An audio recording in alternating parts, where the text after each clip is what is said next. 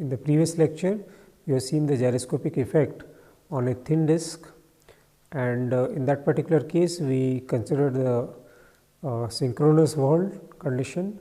That means, we were trying to aim to find out the critical speed of the system, and we observed that the critical speed increases with the disk effect, that is when the diametral mass moment of inertia of the disk is increasing, then the critical speed also increases. Today we will see another kind of rotor in which the disk will be replaced by a long stick, and we will see that in this particular case the effect of that particular long stick will be opposite to of the thin disk. That means, in this particular case the gyroscopic effect will reduce the critical speed of the system.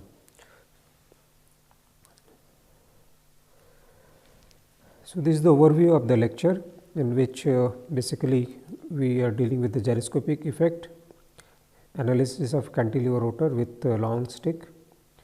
Apart from this, we will see is asynchronous Wald of a motor disk assembly.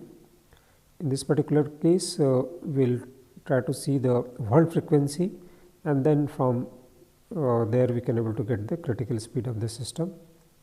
And here, when we will be considering the asynchronous Wald, we will observe the splitting of the natural frequency of the system due to the gyroscopic couple. So, these are the concepts which will be covering asynchronous Wald.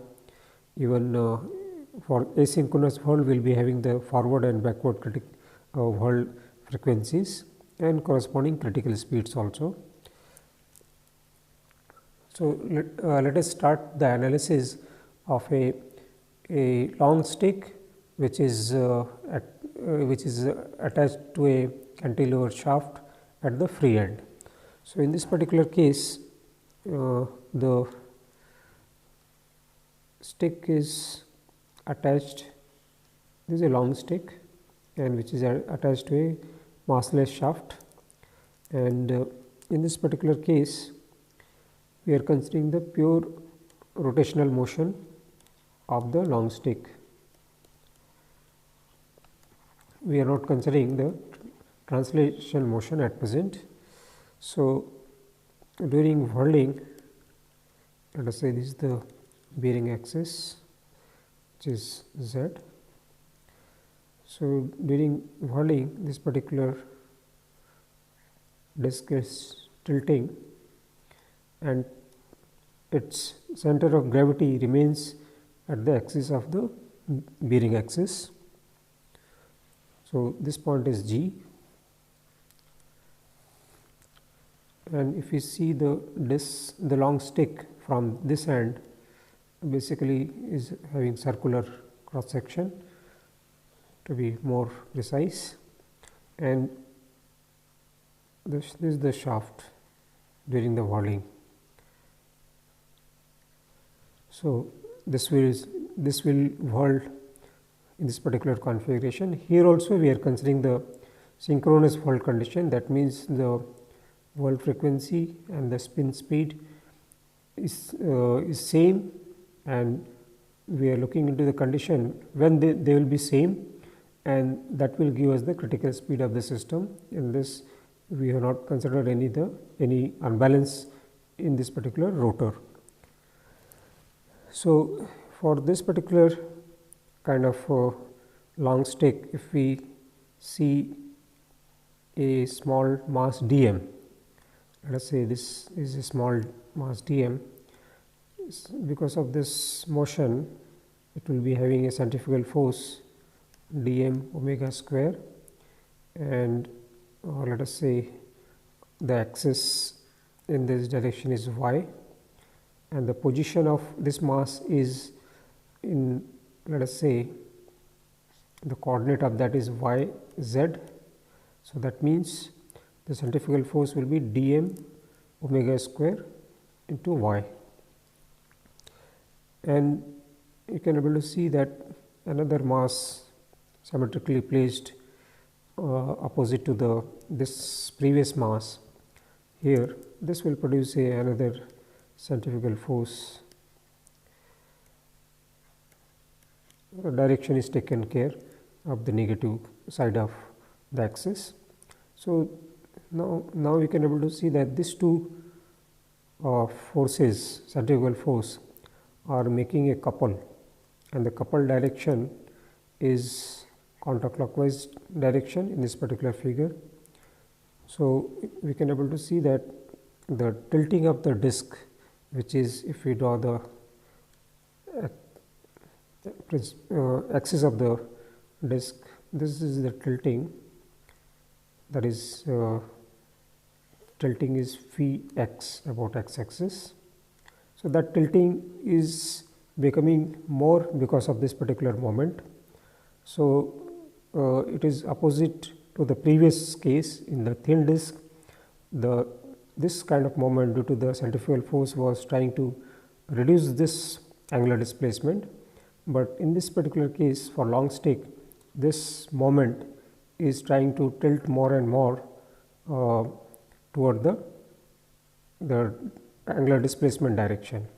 So, that means effective stiffness of the system is getting reduced, because more displacement means less stiffness, and we can expect there will be a decrease in the critical speed also, because critical speed is defined as root k by m for this particular case, effective stiffness by m.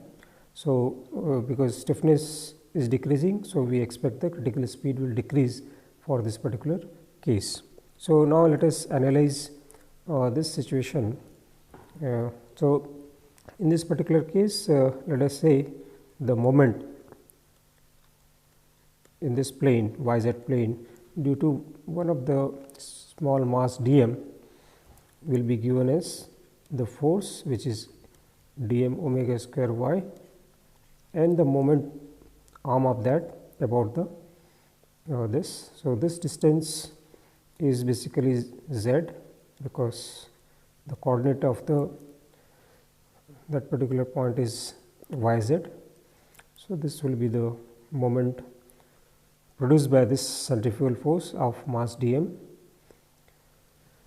Now, if we want the moment of all such particles of the long stick, we can able to integrate this, and we would get this expression omega square we can able to take common. Now, this particular quantity within the integral is we can able to express that is a product mass moment of inertia, and that can be obtained for this particular long stick. So, let us say for this long stick, along the direction of the along the direction of the axis of the cylinder, let us say is axis 1, and perpendicular to this is axis 2, and let us say I1 and I2 are the mass moment of inertia of this long stick along the two principal axis direction, that is 1 and 2. So, in this particular case, the second figure, that principal axis direction will be inclined, because now this has tilted by phi x direction. Now, we want this product moment of inertia. This will be defined similar to the shear stress concept in the strength of material, that is sin 2 phi x, and because this angular displacement is small, we can approximate sin 2 phi x as 2 phi x, and this will get simplified to I1 minus I2 phi x. For cylindrical shape, this I1 is given as md square by 8, where d is the diameter of the this particular cylinder, d is the diameter,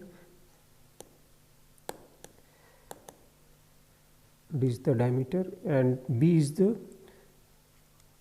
total length of the cylinder. So, and I2 is given as md square by 16 plus mb square by 12, where b is the length of the stick and d is the diameter. So, once we obtain the moment which is coming from the various particles of the long stick, now we can able to substitute the moment of inertia. Now, we can able to substitute the moment of inertia in two principal direction to get the moment. So, the moment we can able to write it as, once we are substituting these two inertia, moment of inertia which we defined earlier, we will get md square by 16 minus mb square by 12. So, I have simplified the expression for after substituting the I1 and I2. So, you can able to see this, we can able to write it as, let us say I am expressing this term within the bracket as ID omega square phi x. So, ID, the equivalent ID for long stick is this much, because if you remember, for thin disk case gyroscopic moment we got exactly same expression ID omega square phi x, but ID was different for that, but now we are defining the ID like this. So, as such this particular gyroscopic moment is identical to the previous analysis, previous case. In this particular case, while deriving this gyroscopic moment, we considered that the center of gravity of the long stick is at the bearing axis. So, as such there is no net centrifugal force acting which was there for the thin disk case. But now once we obtain the gyroscopic moment, if we consider the translatory motion also, so as for the thin disk case we will be having the gyroscopic moment, gyroscopic force F y as m omega square into y, because in this particular case, sorry, this will be delta. Delta is the linear or translatory motion of the long stick. So, as such these two expressions are similar as for the thin disk. So, that means whatever the analysis we did in the previous case is valid here also. That means the natural frequency which the critical speed which we obtained in the thin disk case is equally valid here. So, this was the expression we derived in the previous lecture. So, this is still valid here, but only modification will be the definition of the mu. Here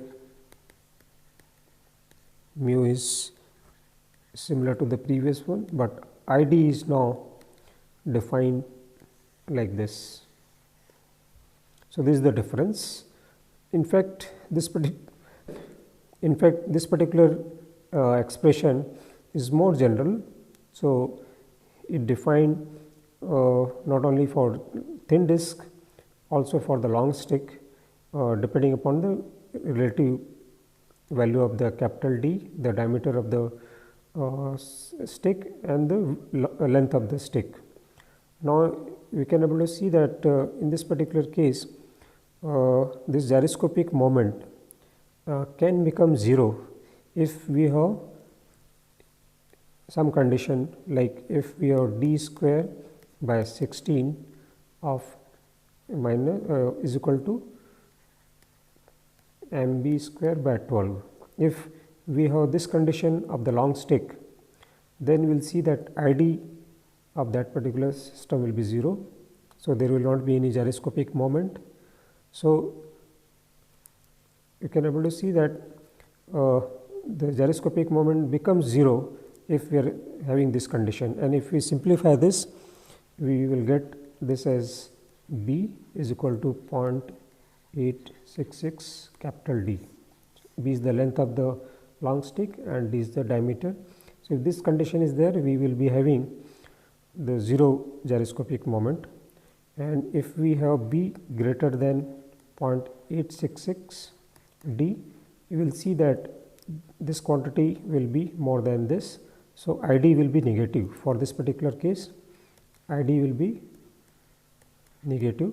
So, in this particular case, we have seen that when there is B, which is length of the long stick, is greater than 0.66 into diameter of this particular stick, the mu becomes that is ID becomes negative, and because of that mu, the disk effect also will be negative. So, now we will be plotting the similar graph as we drew for the thin disk case earlier, because the critical speed square and mu, and in this case because mu can be negative also. So, we have two axes. Now, you can able to see in the previous.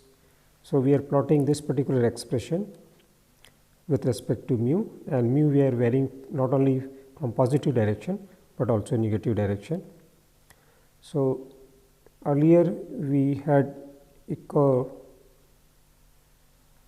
something like this. It was starting with value 3, and asymptotically it was going toward the value of 12 for omega critical square. Now, if we take the negative value of the mu, we will get a curve which will be asymptotically it will be going toward the 0 omega square critical. So, that means if we recall, this was a point mass, this was a thin disk case, and this was a case in which we had the very large this diametral mass moment of inertia of the disk. Here this will correspond to a long stick, and when we are approaching toward 0 natural frequency, we will see that basically this stick is very long,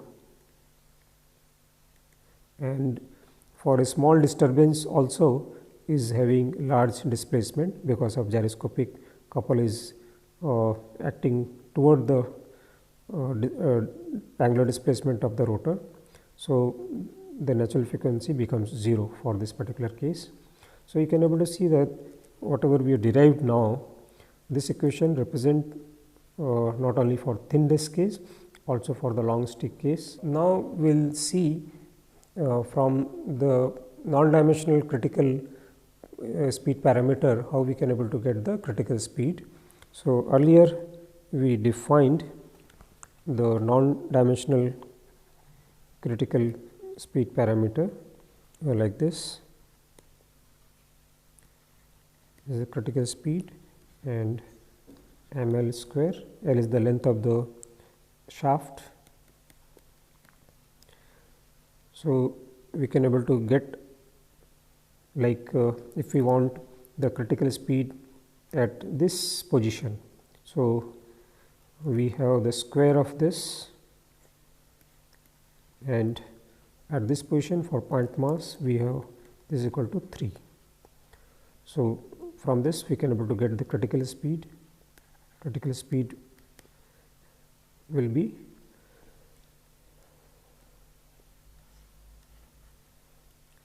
(3 EI by ml square). And if you see the stiffness of the cantilever beam for point mass is basically EI by L. So, basically this is representing as K by M for point mass. For this particular case, we got the value of this is 12. So, if we use here, we will get the critical speed. So, instead of 3, if we use 12, we will get critical speed as the twice of the critical speed which we obtain with point mass. So, you can able to see that the increase in the critical speed due to the disk effect could be as high as twice. In the previous two cases, we considered the synchronous condition. That means, we were trying to find out at what speed the world frequency will be equal to the spin speed. So, that means, we were trying to find out the critical speed directly. So, now we will relax that condition, and now we will be considering the world frequency which is not equal to the spin speed. That means, we will try to obtain the natural frequency of the system, and in this particular case we will see that the natural frequency of the system depends upon the spin speed of the shaft. So, for this particular case we will, let us say, there is a motor and there is a rigid shaft and there is a rigid disc attached to this. So, this whole assembly, motor, the shaft and the disc, is we are assuming is a single unit, and they are rigid body. So, they do not have relative motion among themselves. This is supported on some flexible support. If we see from side, this supported on springs, so that the effective stiffness of the spring against the tilting of the whole assembly, that is Kt. So, in this particular case we are considering the pure rotational motion, tilting motion of the motor, shaft and disc. So, pure tilting we are considering. That means, the center of this whole assembly is, if this is the center of gravity, is tilting about its center of gravity. So, there is no translatory motion, only tilting motion is there. In this particular case, we can able to see that when this shaft is spinning, which is at high speed, there is a wobbling of the motor shaft assembly, and that will be making a conical shape during the whirling. So, if I draw this is the bearing axis, let us say this is the disc and this motor. So, during whirling it is going in this direction. The whirling frequency is nu, which is not equal to omega, spin speed is the omega. So, in this particular case we can expect that the shaft and the disc is rotating at a relatively high speed, but whirling will be taking place slowly. So, it will not be that much fast. So, that is why these two are not same. Now, if we consider the angular momentum of this particular disc, so this will be I p, polar mass moment of inertia of the disc, into the spin speed. If we look into this particular angular momentum vector here, so let us say this is the angular momentum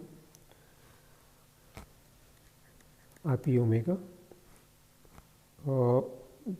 This is the motion of the disc. So, this angular momentum will be moving along with the disc in the whirling direction. So, let us say whirling direction is counterclockwise when we are looking from the right side. This is the frequency of the whirl. So, and tilting of this, we are giving, let us say, phi x angle. So, this angle is phi x. So, let us say at the apex this disc is there at time t is equal to 0, and after some time it is reaching, let us say this point is B. So, it will reach somewhere here, because whirling direction is counterclockwise direction. after some time t, let us say this point is C, this point is C, and the angular momentum will occupy this position. So, B to C is the change in angular momentum. This B to C is nothing but change in the angular momentum. Now, this particular angle, which is connecting the center of rotation of the disc, this is on the bearing axis, let us say point A. So, this angle that is CAB, that will be nothing but nu into delta t time. So, delta t time, because this angle is because the frequency of whirl is nu and time taken from moving from B to C is delta t. So, this will be the angle nu dt, this B A C will be the angle this much. Let us say the change in the angular momentum, we are writing with respect to the angular momentum. So, basically in the previous figure, change in angular momentum was B C and the angular momentum was O B. So, O B, let us go to the figure. O is this one. So, from here to B is the angular momentum and B C is the change in angular momentum. So, this can be written as B C by A B and A B by O B. Now, B C by A B is in the previous figure, B C by A B is nothing but this particular angle nu dt. So, this is nu dt, and A B by O B in previous figure, A B by O B is the phi x angle, phi x angle. So, this expression we can able to write as d change in angular momentum with respect to time is equal to I p omega nu phi x. So, rate of change of angular momentum is nothing but the moment, gyroscopic moment. So, you can able to see this is the gyroscopic moment which is producing because of the whirling and spinning of the shaft. So, this is the gyroscopic moment.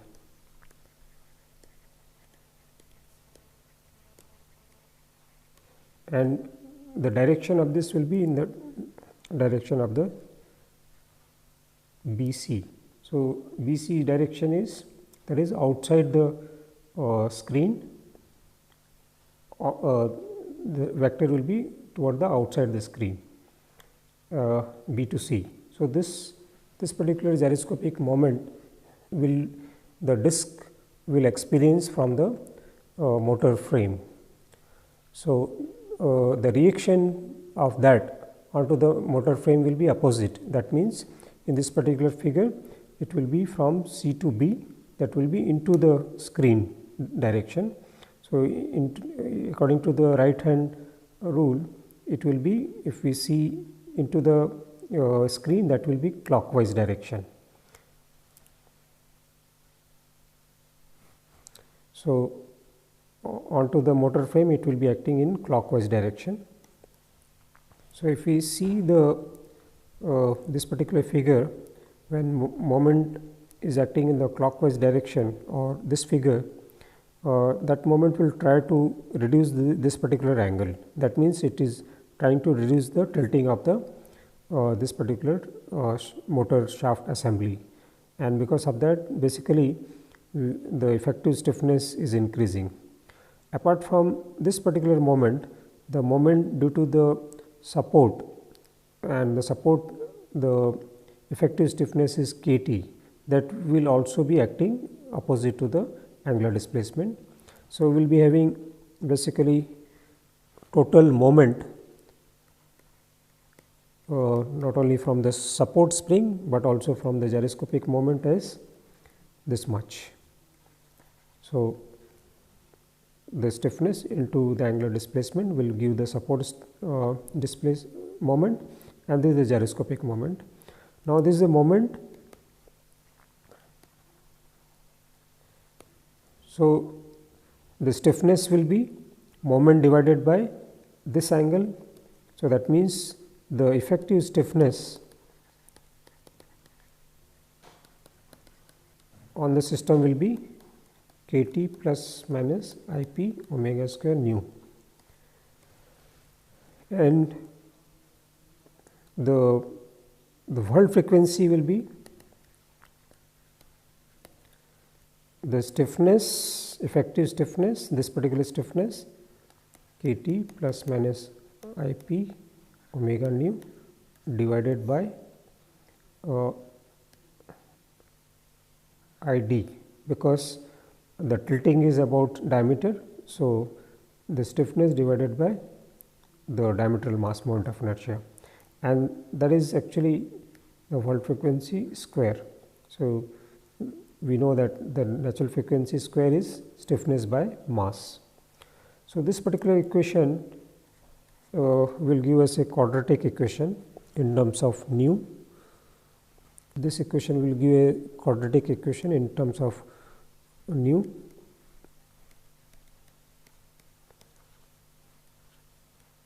and this can be solved in closed form. So, this will give us the world frequency expression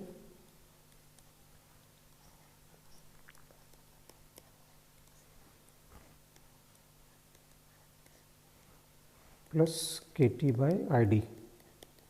So, this is the world frequency equation, and you will see that this world frequency, which is natural frequency of the system, now depends upon the spin speed of the shaft. And in this particular case, basically 4 roots are visible because there are plus minus signs, but if you take the negative outside the square root, we will get 2 frequency which both will be negative, because negative frequency is having no meaning. So, we can able to ignore that, and basically those 2 negative values of the frequency, exactly same value we will be getting when we are considering the positive sign. So, basically the negative sign is we are omitting here. So, now we have this equation, and this can be simplified by defining non-dimensional parameter. Let us say nu bar, I am defining as the world frequency ratio as ID by kT, and spin speed ratio I am defining as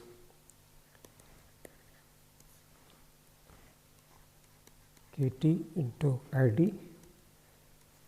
Now, with these 2 non-dimensional terms, if we use in this equation will get simplified to omega bar plus omega bar square plus 1. So, this is a simple equation. Now, this we can able to plot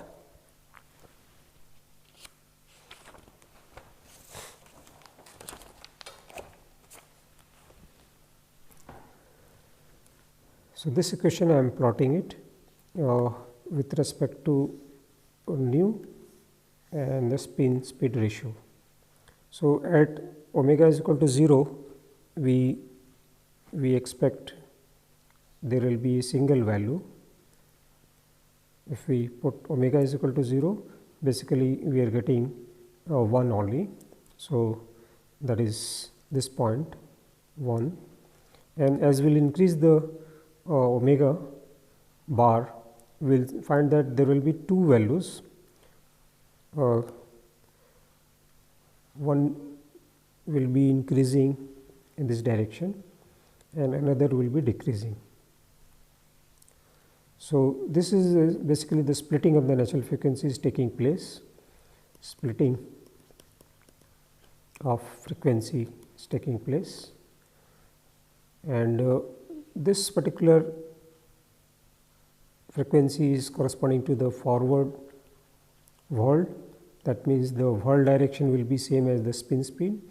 This is the backward world, in which the frequency of world will be opposite to the spin speed. And if we want the critical speed, obviously in this particular expression, critical speed, for that we need to put nu is equal to omega bar, that is the critical speed condition. Sorry, this condition, not the bars, because we have defined these two differently. So, we need to go to this expression,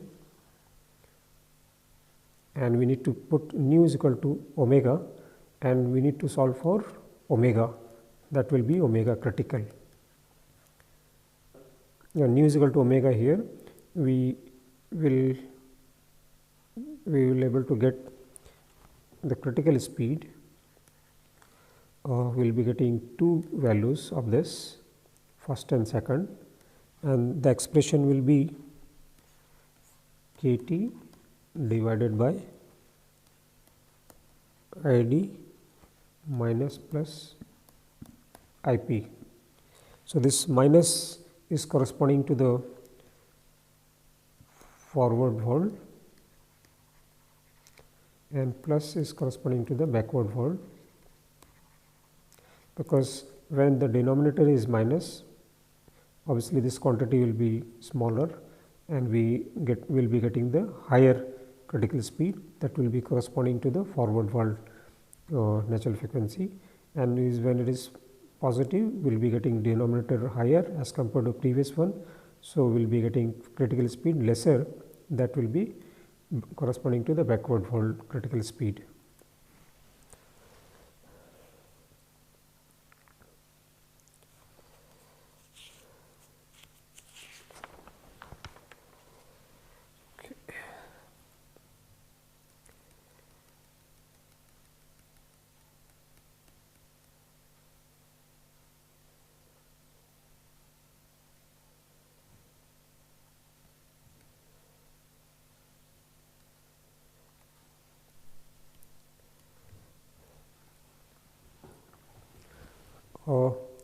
So, we have seen that how the world frequency depends upon the spin speed of the shaft when we are considering the asynchronous world. And now, through one example, we will see how a rigid rotor which is supported on a spring can have a gyroscopic effect, and how the world frequency changes for that case. So, we have a long symmetric rotor which is supported at ends by two identical bearings, and these bearings will be modeling by only direct stiffness terms. The shaft is having diameter of 0.2 meter, length 1 meter, and material properties are given here. We have neglected the damping in this particular case. We are considering pure tilting motion of this particular rotor, and gyroscopic couple we are including in this. So, we want the world frequency at one particular RPM, and also we can able to calculate the critical speed, because world frequency is changing with speed, and we need to track at what speed these frequencies are equal, and that is nothing but the critical speed. So, for a given parameter, we can able to calculate the rotor polar moment of inertia, its diametral moment of inertia, and this is the spin speed at which we are interested to obtain the world frequency. So, in this particular case, we have considered the pure tilting motion of this particular shaft. Now, because it is tilting about its center of gravity, the tilting, let us say we are considering in one of the plane phi x, and because of this, the extension of the spring which are here will be this much, because this is the half L, and this angle. So, this will be the extension of the spring here. So, this will exert this particular force from the spring in the downward direction, and this is getting same amount of compression. So, here we will be having a spring force which will be upward. Now, these forces are making couple. So, basically they are providing a couple and this or moment, and that moment will be nothing but this force value into the length of the shaft. So, this is the moment which is acting, and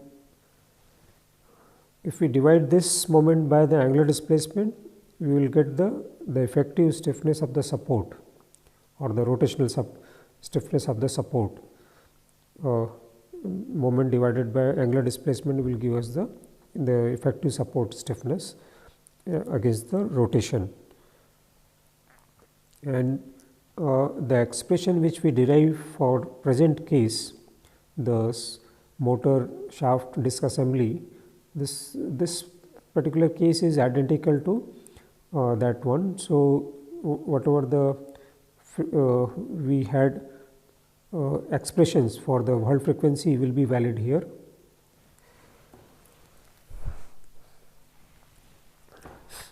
And in this particular case, if we obtain the effective stiffness kT will be this much.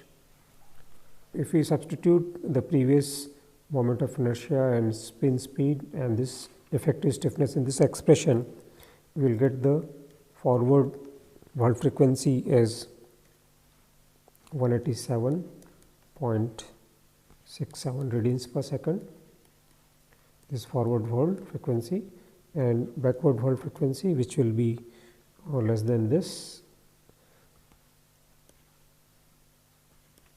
radians per second, 126.67 radians per second. This is backward Hall frequency.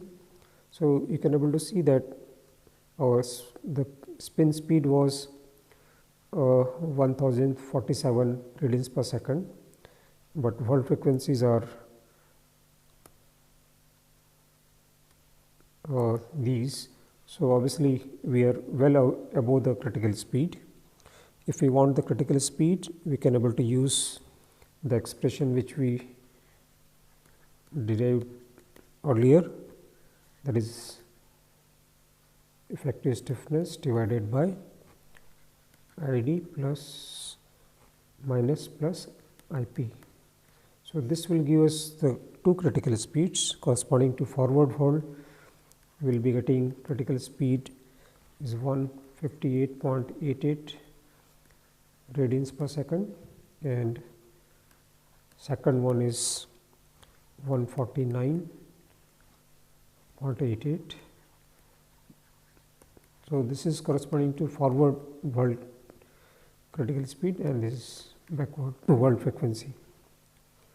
Now, we want to compare the critical speed of the system when there is no gyroscopic couple. So, for that particular case, we will be having the critical speed or the natural frequency in that particular case will be same as the critical speed, will be K effective divided by ID. So, if we substitute the value in this, we will get 154.18 radians per second. So, we expect this to be in between the forward Hall and backward Hall, because as we have seen in the previous case when we varied the frequency with spin speed at 0 speed, when there is no gyroscopic couple, this was having single value. So, that is corresponding to this one, and as we are increasing the speed, let us say here we are getting two values. Similarly, we can able to get for other speeds another two values. If we join them, we will get the Hall frequency variation for forward and backward Hall with respect to spin speed. So, in the present lecture, we have considered two cases. One was the pure rotation of the a long stick, and another case we considered the a whole assembly of the motor and shaft disc for pure rotation, and in this particular case we considered the asynchronous whirl. That means we considered the whirling frequency and the spin speed different, and we found that because of this the whirl frequency is getting split in two, and correspondingly we have forward whirl and backward whirl, and in this particular case corresponding critical speeds also we had two in numbers corresponding to the forward critical speed and backward critical speed. So, in this particular lecture we have seen one interesting phenomena, the splitting of the whirl frequency and the forward whirl and backward whirl of this critical speeds.